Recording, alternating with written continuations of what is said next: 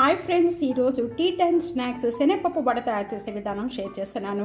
ఇది చాలా వెరైటీగా ఉంటుంది. తప్పకుండా ఇదే విధంగా ట్రై చేయండి. ఎలా ఉందనేది కామెంట్స్లో తెలియజేయండి. సబ్స్క్రైబ్ చేయడం అస్సలు మర్చిపోవద్దు. వీడియోలోకి వెళ్ళిపోతాం, ఇంకెందుకు లేటు. అందరికీ నమస్కారం, వెల్కమ్ టు అనూస్ కిచెన్. ఈరోజు టీ10 స్నాక్స్గా తీసుకోవడానికి శనగపప్పు వడ తయారు చేసే విధానం షేర్ చేయబోతున్నాను. ఇక నేను 2 కప్స్ శనగపప్పు తీసుకున్నాను. 3 గంటల వరకు నానబెట్టుకోవాలి. నానబెట్టుకున్న శనగపప్పు ఇలా గుప్పుడు తీసేసుకొని ఒక సైడ్ పెట్టేసుకోండి. ఇది మిక్సీ జార్లో 1 టేబుల్ స్పూన్ జీరా, 5 లేక 6 రెడ్ మిర్చి, 5 వెల్లుల్లిపాయ రెబ్బలు, కొద్దిగా కరివేపాకు, దీనిలో వాటర్ యాడ్ చేసేసుకొని మెత్తగా చేసుకోవాలి. ఈ విధంగా మెత్తగా చేసుకున్న దీంట్లో మొత్తం కూడా ఇక్కడ నానబెట్టుకున్న శనగపప్పు అంతా కూడా వాటర్ లేకుండా ఈ విధంగా కొద్దిగా వేసేసుకొని మెత్తగా చేసుకోవాలి. దీనిలో ఇంకా వాటర్ కానీ ఏం కూడా యాడ్ చేయొద్దండి. ముందుగా మనం కొద్దిగా వాటర్ యాడ్ చేసుకున్నాము, దాంతోనే ఈ విధంగా మెత్తగా చేసుకోవాలి. చేసుకున్నంతా కూడా ఒక బౌల్లోకి వేస్తున్నాను. ముందుగా ఇక్కడ మనం సపరేట్గా తీసి పెట్టుకున్నాము కొద్దిగా ఇప్పుడు దీంట్లో వేసేసుకొని కచ్చిపిచ్చిగా నూరుకోవాలి. ఈ విధంగా 1 టైం ఇలాగా చేసుకొని మిక్సీ చేసుకున్నంతా కూడా ఇలా తగులుతూ ఉండి తింటుంటే చాలా బాగుంటుంది. ఈ విధంగా వేసేసుకోవాలి. ఇదంతా కూడా ఈ విధంగా చేసుకున్న వెంటనే ఇక్కడ నేను 1/2 టేబుల్ స్పూన్ సాల్ట్ వేస్తున్నానండి.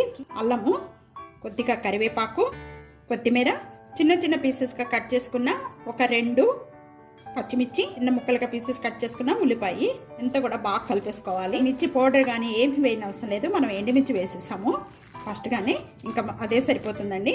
మీకు కారం ఎక్కువగా తీసుకునే వాళ్ళైతే కొద్దిగా ఎండుమిర్చి ఎక్కువ వేసుకోండి, సరిపోతుంది. ఈ విధంగా మొత్తం కూడా కలుపుకున్న వెంటనే కూడా ఒక సైడ్ పెట్టేసుకోండి. ఏ సైజులో కావాలి అనుకుంటే ఆ సైజులో అనేది ఉండలు చేసుకోవాలి. ఈ విధంగా లావుగా కాకుండా పల్స్గా కాకుండా మీడియంగా ఈ విధంగా వేసుకోవాలి. అన్నీ కూడా ముందు వేసిన వెంటనే కూడా తిప్పకండి. 1 మినిట్ వరకు కూడా 2 సైడ్స్ గోల్డెన్ కలర్ వచ్చే వరకు కూడా, మంచి కలర్ వచ్చే వరకు కూడా వేయించుకోవాలి.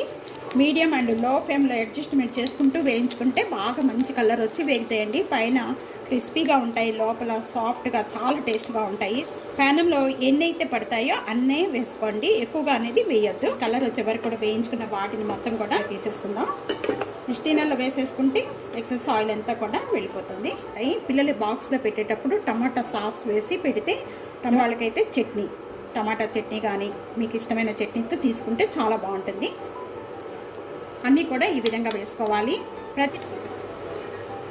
తప్పకుండా ఇదే విధంగా ట్రై చేసి మీకు ఎలా ఉందనేది కామెంట్స్లో తెలియజేయండి. సబ్స్క్రైబ్ చేయడం అస్సలు మర్చిపోద్దు. Thanks for watching. నెక్స్ట్ వీడియోలో మళ్ళీ కలుద్దాం. అంతవరకు సెలవు, బాయ్.